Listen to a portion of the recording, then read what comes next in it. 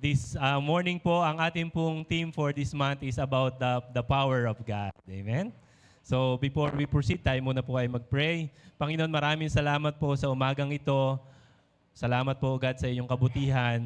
Alam po namin na mahahayag ang iyong kapangyarihan sa umagang ito. We welcome your presence. We welcome the Holy Spirit na malayong kumilos sa aming kalagitnaan. We declare your power, O God, in this midst. Salamat po. In Jesus' name we pray. Amen. Amen. Ayan. So welcome po sa mga bagong mukha na ating pong nakasama ngayon. Ang ating pong pamilya ng JA1 Mandaluyong ay welcome po kayo lagi dito. Ayan. Ayan, so, yan, ready na po ba yung ating presentation? Ayan, sige po, bago po tayo magtuloy sa ating topic, i-recite po natin ang ating Luke 18:19. The Spirit of the Lord is upon me, because He has anointed me to preach the gospel to the poor.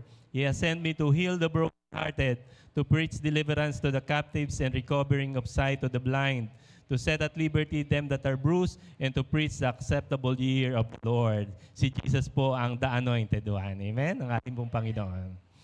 Next po, ang ating pong culture, J1 culture. I am a blessing. I am anointed. I am a deliverer. I am a good follower. I don't destroy, I build. I am not seasonal. I appreciate everyone, everything. I am part of something big. I am partnership with Christ. And the last, I am not extreme. Ayan. So again, relax lang po tayo. Ayan. So, minsan po tayo sa paligid, tayo ang tuyo po yung puso, tuyo yung pag-asa. Minsan wala tayong nakikitang hope sa mga sitwasyon. Pero sa pananampalataya nagsasabing maghanda ka. Ayan, ang Lord kikilos this morning. Ang kanyang kapangyarihan mahahayag this morning. Amen? So, ang ating pong topic ay kapangyarihan ng pangalan ni Jesus. Ayan. Sino pong naniniwalang makapangyarihan ng pangalan ni Jesus? Amen? Ayan. Maraming tao po ang naghahanap po ng kapangyarihan. Kapangyarihan sa pera, sa posisyon, at yung iba sa impluensya. Yung iba po ay sa relasyon. At ngunit, ang topic po natin ito na nasa Acts 3, sa Gawa 3, ay malinaw na ipinapakita ang tunay na kapangyarihan ng Diyos na mahayag sa pangalan ni Jesus. Amen? So, ito pong ating pag-uusapan ay nasa Acts o Gawa 3, 1-16. Basahin po natin para maintindihan po natin yung story. So, sa verse 1 po, sabi po dyan, minsan nagpunta sina Pedro at Juan sa templo, 3:00 ng hapon noon, ang oras ng pananalangin. Sa pintuan ng templo na tinatawag na pintuang maganda. Ayan. Sabihin mo sa katabi mo, may maganda na pala ako. Ano? May maganda na pala kayo noon dati. Ayan. Kaya may magaganda ngayon. Ayan. Isang lalaking lumpo. Sabihin nyo nga po lumpo. Mula pa nang siya isilang. So medyo mahirap po yung sitwasyon kasi since birth ay lumpo na. Dinala ito sa templo araw-araw upang mamalimos sa mga taong pumapasok doon. Na makita nito sina Pedro at Juan na papasok sa templo, siya ay humingi ng limos. Yan, sa verse 4 po, tiningnan siya ng dalawa at sinabi ni Pedro sa kanya, tingnan mo kami. Tumingin nga siya sa kanila na pag-asang siya ay lilimusan. Ngunit sinabi ni Pedro, wala akong pilak o ginto, ngunit kung ano ang meron ako, ay siya kong ibibigay sa iyo. Sa pangalan ni Jesus na taga Nazaret, tumayo ka at lumakad. Ayan. Hinawakan niya ang kanang kamay ng lumpo at itinayo, noon di lumakas ang mga paa at bukong-bukong ng lalaki, palukso itong tumayo at nagsimulang lumakad. Pumasok siya sa templo kasama nila, naglakad, lumulundag, at nagpupuri sa Diyos. Nakita ng lahat na siya ay naglalakad at nagpupuri sa Diyos. Sa verse 10 po, na makilala nilang siya ay ang pulubing dating nakaupong namamalimos sa pintuang maganda ng templo, namangha sila at nagtaka sa nangyari sa kanya. So nakaka-amaze po ang pangyayaring ito. Since birth po ay hindi nakakalakad at instant po yung healing. Instant yung pagpapagaling na naranasan ng lalaking ito. Amen? Ngayon, nung pinapagaling po ni Peter ay ang sabi lang niya, sa pangalan ni Jesus, tumayo ka at lumakad. Ano bang meron doon sa pangalan ni Jesus? Ano bang meron sa Kanya? Ayan. Bakit may authority ang pangalan ni Jesus? Ano ang meron kay Jesus? Ayan. Then, letter A po, si Jesus ay binigyan ng Diyos ng lahat ng kapangyarihan at autoridad. Yan po ay nasa Matthew 8:18. Ang lahat ng kapangyarihan sa langit at sa lupa ay binigay sa akin, sabi ni Jesus. So hindi sinabi ni Jesus na bahagi ng kapangyarihan, kundi ang sabi po doon, lahat ng kapangyarihan ay ibinigay sa akin. Hindi rin sinabi ni Jesus na ang kapangyarihan sa akin sa langit ay ibinigay. Ang sabi po doon, lahat ng kapangyarihan sa langit at sa lupa ay ibinigay sa akin. So, ibig sabihin po nito, may authority siya sa spiritual na daigdig. So, under niya ang angels, demons, at lahat ng spiritual. So, kung sa lupa, may authority din si Jesus sa physical, sa buhay, sa sakit, sa kalikasan, sa tao, at sa kamatayan. So, may kapangyarihan po si Jesus. Lahat po ay under sa kanyang authority.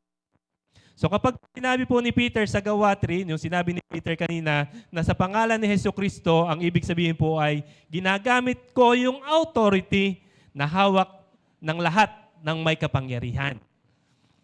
Naintindihan niyo po? Ayan. So, bakit may authority sa pangalan ni Jesus? Letter B, next. Ang pangalan ni Jesus ay itinaas bilang pinakamataas na pangalan. Ayan. Ito po ay nasa Philippians 2:9-11. Sabi po diyan, siya ay itinaas ng Diyos at binigyan ng pangalan na higit sa lahat ng pangalan, upang ang pangalan ni Jesus, ang lahat ng tuhod ay luluhot at ang bawat dila ay maghahayag na si Jesus, na si Jesucristo ay Panginoon. Ang autoridad na pangalan ni Jesus ay galing sa kanyang ginawa. Ano po ba yung ginawa ni Jesus? Bakit siya may authority? Galing sa ginawa ni Jesus, bakit siya binigyan ng pinakamataas na pangalan na higit sa lahat ng pangalan? Siya po ay nagpakababa, siya ay naging masunurin hanggang kamatayan, at siya ay nabuhay na muli. Yun po yung dahilan kung bakit binigyan siya ng pinakamataas na pangalan ng ating Ama sa Langit. So ang resulta po, itinaas siya ng Diyos, at hindi lamang tao ang sakop niyang langit, sakop niyang lupa, sakop niya ang ilalim ng lupa. So lahat po ay under sa authority ni Jesus. Kaya nung sinabi ni Peter sa pangalan ni Jesus, tumayo at lumakad, ginagamit ni Peter yung authority na lahat ng pangalan. Kasi yung lumpo, may pangalan. Lumpo. Ibig sabihin, hindi nakakalakad. Anything na may pangalan, under sa authority ni Jesus. Amen? Ano ba yung sitwasyon mo ngayon na may pangalan? Lahat yan ay under sa authority ni Jesus. Kasi ang pangalan ni Jesus ang higit at pinakamataas sa lahat ng pangalan. Kaya kahit sakit, demonyo, kamatayan, anumang kapangyarihan, walang choice kundi sumunod sa pangalan ni Jesus. Ganon kapangyarihan ang pangalan ng Panginoon. Amen? Bakit may authority pa ang pangalan ni Jesus? Anong meron sa Kanya? Letter C, si Jesus ay hindi lamang may kapangyarihan, siya ang pinanggalingan ng lahat. Sa Colossus 1:16-18, sa Kanya nilalang ang lahat ng bagay, ang trono, kapangyarihan, pamunuan at ang otoridad. Siya ang ulo ng lahat. So ang lahat po ay nilikhang kay Jesus. Hindi lamang may authority si Jesus, siya ay yung pinagmulan ng lahat ng authority. So alam naman natin po yung authority, di ba? Kapag may na nag-traffic diyan sa kalsada, may authority silang patigilin yung anumang sasakyan. Yun po yung authority. So yung authority ni Jesus sa langit, sa lupa at sa ilalim ng lupa at sa lahat ng pangalan. Amen? Kaya kapag ginamit ang pangalan ni Jesus, ang nilalang ay kaniyang sinusunod ang malilikha. Ngayon, ano bang, yung bang kapag kahit sino ba ay pwedeng gumamit sa pangalan ni Jesus? Ayan. Kanino ba ipinagkatiwala ang otoridad na gamitin ang kanyang pangalan? So, ang next slide po, ang lahat ng authority ay ibinigay sa mananampalataya sa iyo at sa akin na naniniwala kay Jesus. Ang pangalan ni Jesus ay hindi magic word na gumagana kahit sino. Hindi gagana yan sa lahat. Kapag sinabi ni Peter na sa pangalan ni Jesus tumayo at lumakad, kasi yung authority yon, si Peter ay mananampalataya, si Peter ay tagasunod ni Jesus. Ayan. Doon po sa Gawa 19 po, hindi ko na po nalagay dyan. Sa Gawa 19 po, habang sina Peter po ay nagpapagaling ng napakaraming may sakit, alam niyo po, sobrang lakas ng kapangyarihan ng pangalan ni Jesus. Yung damit lamang o panyo ni Peter na ipatong doon sa may sakit, gumagaling yung may sakit. Again, ginagawa nila yon sa pangalan ni Jesus. At habang sina Peter po ay nagpapagaling, meron pong gumaya sa kanila. Hindi ko na lang po nilagay dyan, nasa Acts 19 po yon. At same ang ginawa nila. Ang sabi habang nagkukumand sila, ang command nila ay ganito. Sa pangalan ni Jesus na ipinapangalan ni Pedro. Yon. So ito pong mga hindi mananampalataya ay ginaya si Peter. At ang sabi niya, nagpalayas din sila ng demonyo. At ang sabi nila, sa pangalan ni Jesus na ipinapangaral ni Peter. So alam niyo po yung nangyari? Hindi sila mananampalataya. Wala silang personal na relasyon kay Jesus. Inatake sila ng masamang espiritu. So basahin niyo po yun. Nasa Acts 19 po yan. At ang matinding sinabi po ng mga masamang espiritu na sumasanib doon sa tao, sabi niya, kilala ko si Jesus, kilala ko si Pedro, ngunit sino kayo? So, hindi po pwedeng gayahin ni numan yung ginawa ni Peter na sa pangalan ni Jesus, tumayo at lumakad. Tayong lahat ng mananampalataya ang may kapangyarihan na gumamit ng kanyang pangalan. Ang pangalan ni Jesus ay may kapangyarihan sa lahat, pero ang autoridad na gumamit nito ay binigay lamang sa mga mananampalataya sa iyo at sa akin. Sabihin mo sa katabi mo, may authority ka ba? Amen. Ay lahat po ba tayo nananampalataya kay Jesus pala? Baka meron pang hindi. Yan. Ibig sabihin, the same na authority na meron si Peter, meron ka ring authority na the same. Amen? Amen? Dahil sa relasyon at pagiging under authority. Ang paggamit ng pangalan ay hindi lang pagbanggit. Hindi lang po pagbanggit yon. Kasi sabi ko nga kanina, pwede namang lahat magbanggit. Pero ang paggamit po ng authority ng pangalan ni Jesus, ay ito po ay pagre-represent. Sabihin nyo nga po, ay pagre-represent. Ibig sabihin, ikaw naman ang nampalataya, inire-represent mo si Jesus. Amen? Kapag ikaw ay mananampalataya, ikaw ay nasa ilalim ng authority ni Jesus. Ikaw ay kabilang sa kanyang kaharian. Ikaw ay may banal na espiritu. Amen? So malinaw na po sa atin kung bakit anong meron sa pangalan ni Jesus at ano na lamang na instant na lumakad yung lumpo nung ikinuman ni Peter na tumayo ka at lumakad. Amen? Ngayon, paano kumilos ang kapangyarihan ng pangalan ng Panginoong Jesus? Number 1 po, ang kapangyarihan ng Diyos ay hindi nakasalala sa kayamanan ng tao. Ayan. So, may namamalimos, may need, may problema yung tao. Nag-i-expect siya ng something na pera. So, nag-i-expect siya, pero ang sabi doon, hindi pera yung ibinigay ni Peter. Ginto at pilak wala ako. Pero kung anong meron ako, yun ang ibibigay ko sa iyo. Tumayo ka at lumakad. Amen? So yung kapangyarihan ng Diyos ay hindi lamang nakasalalay sa kayamanan ng tao. Sabi po doon sa verse 6, ngunit sinabi ni Pedro, wala akong ginto at pilak, ngunit kung anong meron ako, siya akong ibibigay sa iyo sa pangalan ni Jesus na taga Nazaret. Tumayo ka at lumakad. Ay, maaari pong sabihin natin, Pastor, parang contradict po yata yan. Para tayong lahat naman ay nagtatrabaho dito sa mundong ito para magkapera. Para, sino pong ayaw ng pera? Sino mo yung gusto ng pera? Ay, hindi po contradiction na ang pagkilos ng Panginoon ay hindi sa pera. Amen? Ang pera po ay kasangkapan. Ayan. Ang pera po ay kasangkapan. Hindi pinanggagalingan ng kapangyarihan ng Diyos. Malinaw na po. Ang pera po ay kasangkapan. Kung tayo man, halimbawa, ay mayroong ubo, sipon, lagnat. Siyempre, kailangan mo ng pera. Para bumili ka ng paracetamol para para uminom ka ng gamot.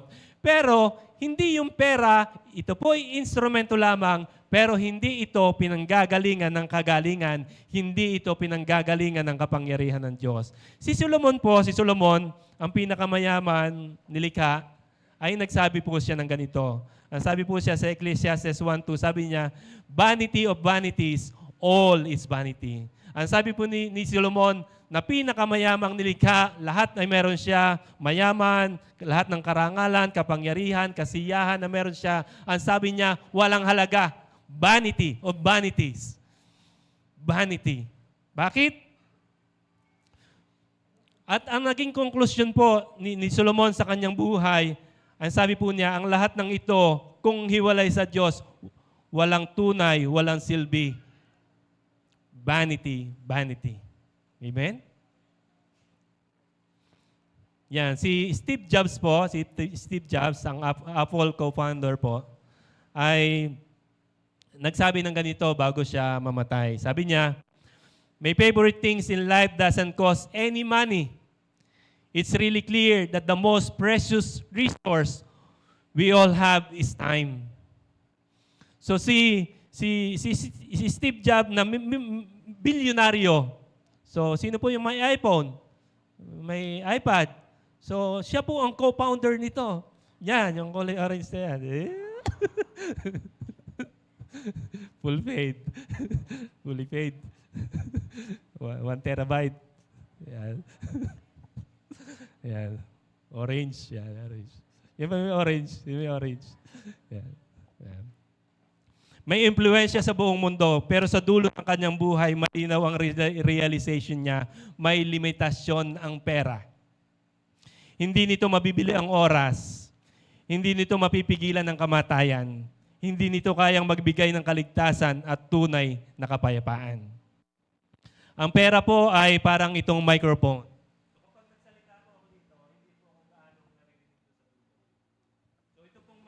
Ito, kapag inilagay ko dito sa aking bibig, ito ay instrument lamang kung paano ma-amplified yung aking boses. Pero yung tinig na nanggagaling sa akin, kung wala akong tinig, kahit anong sigaw ko dito, kung walang tinig na lumalabas, walang silbi po itong microphone na ito. So yung tinig po na nanggagaling sa akin, ito yung kapangyarihan ng Diyos. It represents the power of God. So kahit gaano kadaming microphone na meron ako dito, pero walang boses na lumalabas sa aking bibig, wala akong useless itong microphone na ito. At si Steve Jobs ay nagsabi na my favorite things in life doesn't cost any money. Amen?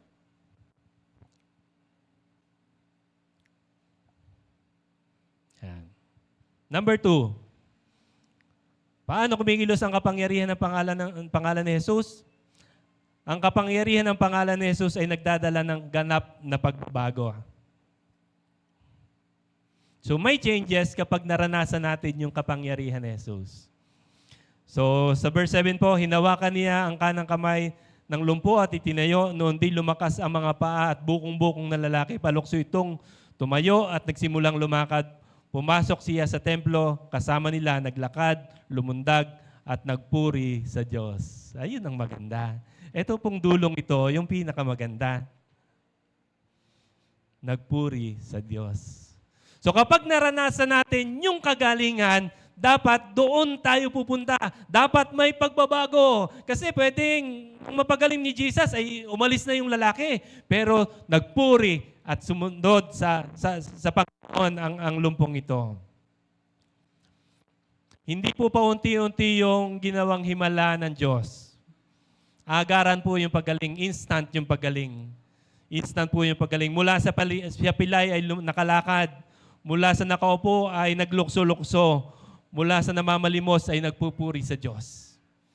So kapag naranasan natin yung kapangyarihan ng Panginoon at pagpapagaling ng Panginoon, dapat dito ka pupunta. Dapat magpupuri ka sa Panginoon. Dapat luluwalhatiin mo siya. Dapat sasamba ka sa Kanya. Kasi siya yung ina-acknowledge mo sa Kanyang buhay, sa ating buhay, na siya yung pinagmumula ng lahat. Amen?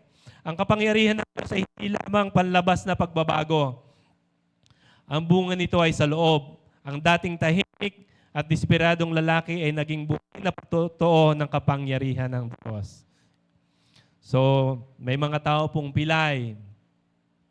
Kahit po tayo ay physically ay okay, pero mayroon pong mga sitwasyon na nakakaranas ng pagkapilay. Mayroon pong spiritual na pilay na durog, sugatan, walang pag-asa. Sa pangalan ni Jesus may kapangyarihan. Mababago po ang ating puso.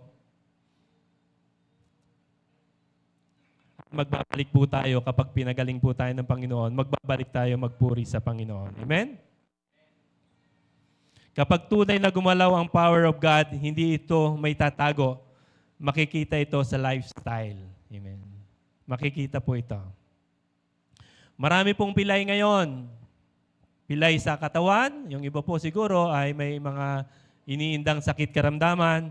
Meron pong pilay sa bulsa. Merong na yung pag sinipa mo yung lalagyan mo ng bigas ay malakas na yung tunog. Ibig sabihin, wala nang laman.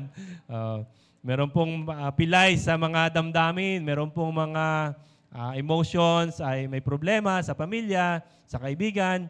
At ito pong lahat ng ito ay klase ng pagkapilay. Mayroon pong pilay sa pananampalataya na ang hirap maniwala, ang hirap manampalataya sa ating Panginoon. Sa pag-iisip, sa relasyon, o sa ating pong purpose. At sa umaga pong ito ay naunawaan natin na sobrang makapangyarihan ng pangalan ni Jesus.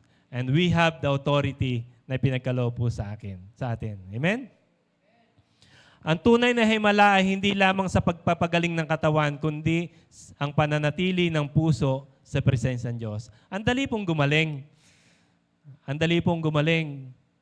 Ang problema, kapag gumaling ka na, saan ka dapat pupunta? Amen? Ang himala po ay hindi finish line. Sabihin mo sa katabi po, ang himala ay hindi finish line. Ito ay simula ng malalim na relasyon sa Diyos. Nakakatuwa yung lumpo. Matapos siyang makalakad, naglulukso, pumasok sa templo, nagpuri sa Diyos. Amen? So lahat ng kabutihan na mararanasan natin sa ating buhay, wala tayong ibang option kundi lumapit at magpuri sa ating Panginoon. Amen? Sige po, palakpakan po natin ang Panginoon. Ang sakit po ay dahilan para humingi. Kapag tayo po ay may sakit, ito po ay nagiging dahilan para tayo humingi sa Panginoon.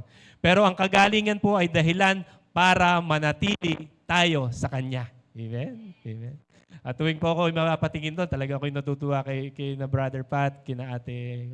Kasi nung pinagaling yung relasyon, ay magkasama na sila dito. Nakaka-amaze po talaga. Amen. Amen. At napakabuti ng Panginoon. Kaya sabihin mo sa katabi mo, huwag kang lalayo kapag pinagaling ka ng Diyos. Amen. Ngayon, pag lumayo ka, saan ka pupunta? Wala kang pupuntahang iba. Yung pong 10 kitongin sa Lucas 17, meron pong pinagaling si Jesus na 10 kitongin. At ang 10 pong kitongin na yun ay may malubhang sakit, walang lunas noon. At lahat po sila ay pinagaling ni Jesus. Lamang po yung bumalik upang magpasalamat at magpuri sa Diyos. At ang sabi po ni Jesus, hindi ba't 10 ang pinagaling ko? Nasaan yung siyam? So nag-i-expect ang Lord na kapag pinagaling tayo, dapat palapit tayo sa ating Panginoon. Amen? Kapag binless tayo, kapag ibinigay ng Lord yung ating mga prayers, dapat palapit sa Panginoon. Kapag pinrasper ng Lord yung business mo, dapat palapit sa Panginoon. Kapag inayos ng Diyos yung relasyon ng pamilya mo, dapat palapit sa Panginoon. Kapag pinagaling ka sa iyong karamdaman na matagal mo nang iniinda, dapat palapit sa Panginoon. Amen? Kapag pinrasper ka pa ng Panginoon sa iyong trabaho, na-promote ka, dapat laging mas lalong palapit sa Panginoon. Amen? Last po, number 3. Paano kumikilos ang kapangyarihan ng pangalan ni Jesus? Ang kapangyarihan ng Diyos ay para luwalhatiin si Jesus, hindi ang tao. Ito po ay nasa verse 12 ng Acts 3 din po. So matapos pong malaman ng ibang mga tao na nakapagpagaling sina Peter, ay nagtataka po sila. At ang sabi po ni na Peter ay ganito, bakit ninyo kami tinitingnan? Akala ba ninyo ay napalakad namin siya? Dahil sa sarili naming kapangyarihan at kabanalan? Sa verse 16 po, ang kapangyarihan ng pangalan ni Jesus ang nagpagaling sa lalaking ito. Nangyari ito dahil sa pananalig sa kanyang pangalan, ang pananalig kay Jesus ang lubusang nagpagaling sa kanya tulad ng inyong nakikita. So sina Peter, kadaling sabihin, aba, dahil sa akin, dahil gumaling yan. Pero kaganda po ng sinabi ni Peter na lahat babalik lahat kay Jesus. Lahat ng kapurihan, lahat ng kaluwalhatian, kapag merong nangyaring maganda sa ating mga buhay, laging nating sasabihin, glory to God. Amen. Amen. Sabihin nyo nga po, glory to God. Ayan. Agad nilinaw ni Pedro, hindi ito dahil sa aking kabanalan. Hindi ito dahil sa aking lakas. Ito'y dahil sa pangalan ni Jesus. Amen? Ang tunay na kapangyarihan ng Diyos ay laging nagtuturo ng pabalik kay Kristo. Kapag ang Diyos ay kumilos, ang kaluwalhatian ay hindi mapupunta sa tao kundi sa Panginoon. Kapag pinagaling tayo ng Panginoon, ang glory ay laging nasa Kanya. At ikaw ay gagamitin. Diyan sa katabi mong nanghihina, pwede kang mag-pray dyan, pwede kang mag-declare at sabihin mo lagi, kaya po kapag tayo nagpe-pray, laging sa dulo, merong in Jesus' name. Hindi po yung magic word. Yung po ay idinideklara mo na lahat ng declaration na sabi mo sa pangalan ng authority ni Jesus ay inuutusan mo yung kapangyarihan niya. Amen? At ang sabi po, ang tawag po diyan ay Soli Deo Gloria. Yan. Alam po niyo yung Soli Deo Gloria? Sabihin niyo nga po, Soli Deo Gloria. Sa Diyos lamang ang papuri. Amen. Sa Diyos lamang ang papuri. Sa tuwing ginagamit tayo ng Diyos, mag-iingat po tayo sa pride. Huwag po nating sasabihin, ay, kaya ako na-promote kasi ang galing ko. Kaya ako, ay, paano kung biglang alisin ng Diyos yung hininga mo? Wala. Paano kung biglang alisin ng Lord yung lakas mo? Wala. Kaya lahat ng papuri, laging babalik sa Kanya. Soli Deo Gloria, ang papuri, lahat ay para sa inyo, Panginoon. Amen? Amen? Ang kapangyarihan ay hindi para ipakita ang sarili, kundi para ihayag si Jesus. Sa umaga pong ito, meron po tayong guest. Ayan. Lagi po tayo, may testimony po tayo. Kanina ko wala po ito sinabihan. Kabado. Hindi ko po alam ito. Si Cecil po ay nakukwento lamang ito sa akin. Kasi sa amin pong mga kalalakihan ay hindi namin ito pinagdaanan. At gusto ko pong i-share ni Sister Claire personally yung kanya pong testimony. Sister Claire. Ayan.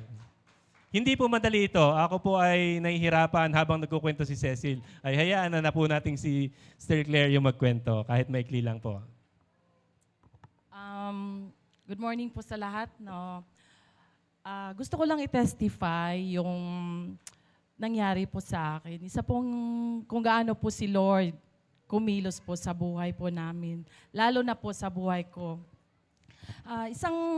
Sabihin ko, isang milagro talaga yun nangyari po sa akin nung last 2025.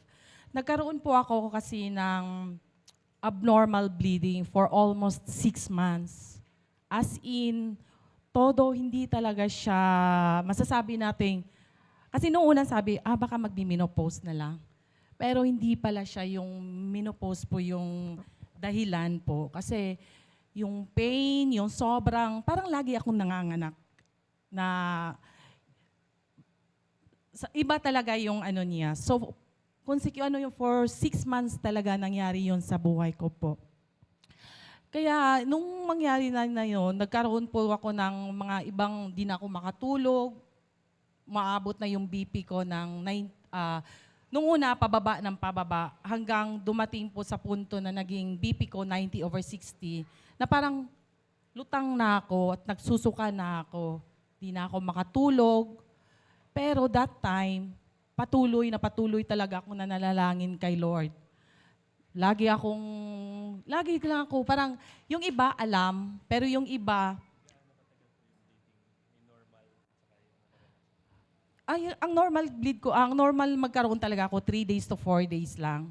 Pero ang nangyari sa akin, isang buwan, halos 5 days lang wala, balik na naman. Yung basta buong ano lang yun. Mag-stop lang siguro siya ng 1 week or kaya 5 days, balik na naman. Tapos sobrang lakas. Yung ginagamit ko, kaya lagi nag-ano sa para ako ng anak na hindi ko na talaga na parang nahihilo na ako. Tapos yung hemoglobin ko, bumaba na siya ng 68 na sabi ng doktor, kailangan ko ng blood transfuse. Kasi ilang doktor ang pinuntahan ko, same pa rin ang nila, kailangan daw akong maoperahan. Kasi sobrang pamampaga daw sa loob, kaya need ko ang operation. That time, lagi akong inihiling ko kay Lord na, Lord, kayo na po, buong pagtitiwala at nanampalatayan niyo po ako sa inyo na hindi niyo ako pababayaan. And sabi ko nga, Lord, kung ano mang mangyari, kasi kinuhanan na ako, para kasi binayopsi na, kasi ipo-operation na ako. Kasi yung last doctor, pag check na sa akin, may nakapana silang bukol. Kaya sabi nila, i-need ka na talaga for operation. In that time pa talaga sabi ko, struggle pa naman kami. Saan ako kukuha itong 90 to 100,000? Kasi yun ang inano nila na kailangan daw mag-prepare ako. Pero yung pagtitiwala ko at pananampalataya ko sa Lord talagang sabi ko, Lord, kung ano mang magiging result nito po, kayo, alam ko hindi niyo ako pababayaan po. At buong puso ko pong tatanggapin po at magiging di man maganda or maganda, tatanggapin ko po ng buong puso at patuloy po ako magsaserve sa inyo po. Yun po, isa po talagang Opo, isang napakalaking himala. Kasi pagtanggap ko po ng result, hindi po siya cancerous po. Ay biyaya po talaga sa kay Lord na gumaling po. After, pag 7 month of October, nag-stop. Pag month of November po siya, nag-normal po siya, 3 days, hanggang ngayon po. Isa po ko talagang napakalaking himala po ang ginawa po ni Lord. Kaya kung buong puso po tayo magtitiwala po sa Kanya, siya po talaga kayo po ang kikilos po sa buhay niyo po. Kaya papuri po kay Lord po. Amen. Sabi ko nga po, hindi po ako nakaka-relate kaming mga kalalakihan kasi normal, 3 days. Yung months mong nararanasan ay may problema. Pero salamat Panginoon kasi dahil meron tayong authority gamitin ng pangalan ni Jesus. Ngayon, ang tanong po, anong pagkapilay ng buhay mo na kailangang pagalingin ng pangalan ni Jesus? Sige, isipin natin. Kasi hindi ko naman po tayo kilalang lahat.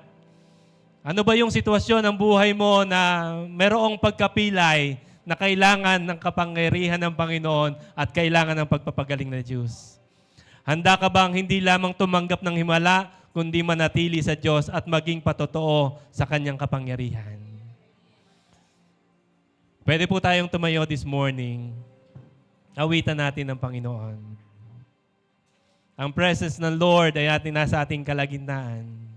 We have the authority. Tayong lahat ay mananampalataya. Ang pangalan ni Jesus ang pinakamataas ng lahat ng pangalan. Lahat ng pangalan ay luluhod sa Kanya.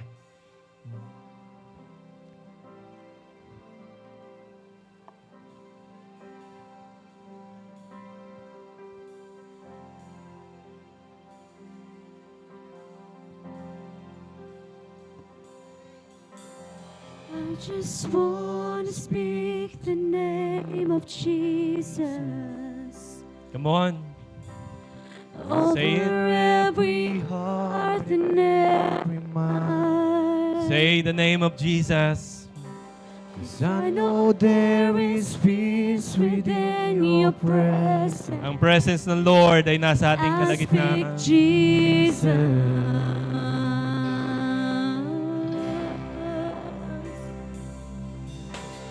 I just want to speak the name of Jesus till every dark addiction starts to break. Declaring there is hope and there is freedom. I speak Jesus. Say the name of Jesus. Your name is power. Your name is healing. Your name is life.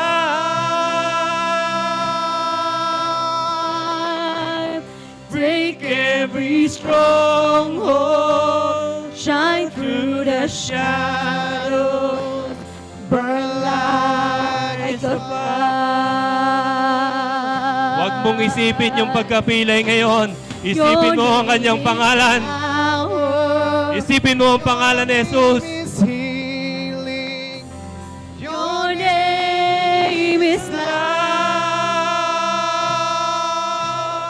Oh, take every stronghold, shine through the shadows, burn light of fire.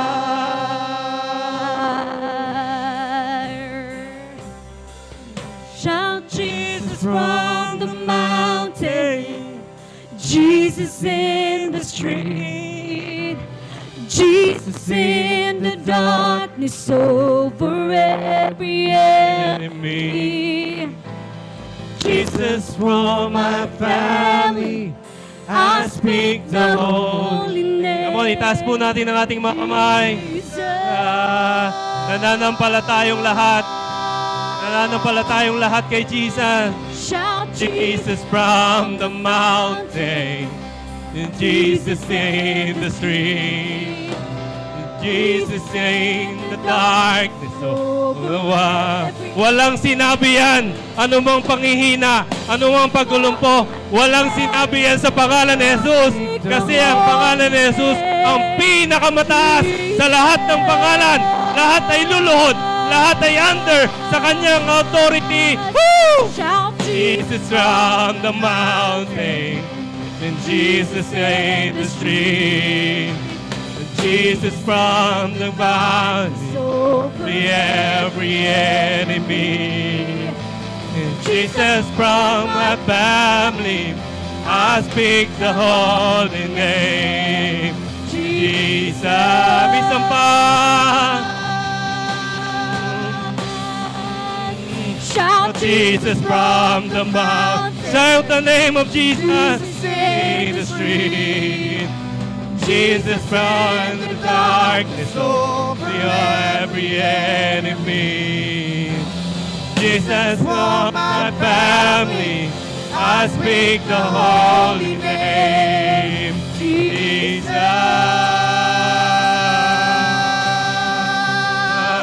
Your name is power. Your name is healing. Your name is life. Break every stronghold. Shine through the shadows. Burn like a fire. Your name is power. Your name is healing. Your name is life. Magdideklara tayo this morning. Magdideklara tayo ngayon sa pangalan ni Jesus. Anumang pagkapilay sa pangalan ni Jesus, sa pinakamataas na pangalan, anumang pagkapilay sa buhay ng bawat isang narito ngayon, in Jesus' name, inuutusan ka naming tumayo at lumakad, lumukso at magpuri sa ating Panginoon. Ito man ay pagkapilay sa relasyon, pagkapilay sa physical, pagkapilay sa emotional, anumang areas ng pagkapilay ng ating buhay, sa pangalan ni Jesus, inuutusan ka namin ngayong tumayo at lumakad maglulukso at magpuri sa ating Panginoon. In Jesus' name, with the authority that above all the authority, inuutusan ka namin ngayon sa pangalan ni Jesus, tumayo at lumakad. In Jesus' name. Name is life.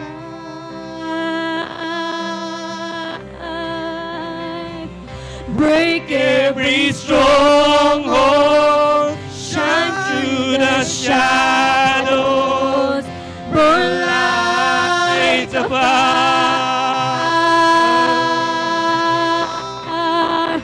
Your name is power.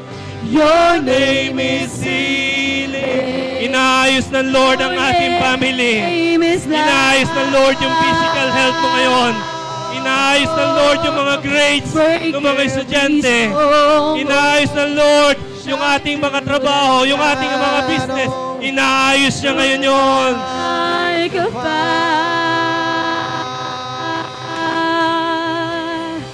Your name is power. Your name is healing. Your name is life.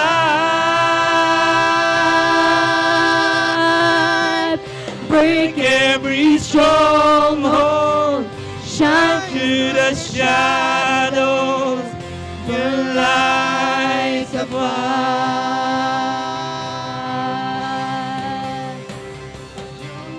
name is power.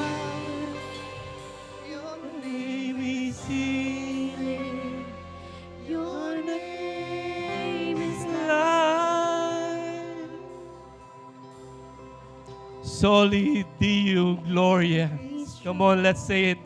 Soli Deo Gloria. Come on, say it. Ang kapurihan ay para sa Diyos. Come on, say it. Soli Deo Gloria. Soli Deo Gloria. Woo!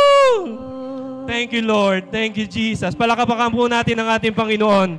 Karapat-dapat tumanggap ng papuri at pasasalamat ang ating Panginoong Yesus. Thank you, Lord. Thank you, Jesus. Thank you, Panginoon. Lord, marami pong salamat. Ang authority ito na gamitin ng iyong pangalan ay mananatili sa amin. Every day, we will declare it na in Jesus' name, ang buhay namin ay paganda ng paganda, paayos ng paayos, pabuti ng pabuti, paangat ng paangat, at pabanal ng pamanal. We are blessed. We are forever blessed. Ang aming family ay blessed. Ang aming business ay blessed. Ang aming pamilya ay blessed. Ang aming mga anak ay blessed. Lord, marami pong salamat. Ipaprosper mo lahat ng ginagawa ng aming mga kamay. Maraming salamat po. Wala nang pagkapilay na mararanasan sa aming buhay. And soli Deo Gloria. Maraming salamat po, Panginoon. We bring back to you all the praises. Ang papuri at pasasalamat ay para lamang sa inyo. Everyday kaming babalik sa lugar na ito. Everyday kaming sasamba at magpupuri kasi papupurihan namin ang ginawa mo, kabutihan sa buhay ng bawat isa. Maraming salamat po, Panginoon. Lord, we thank you. In Jesus' name we pray. Lahat po tayo magsabi ng Amen. Amen.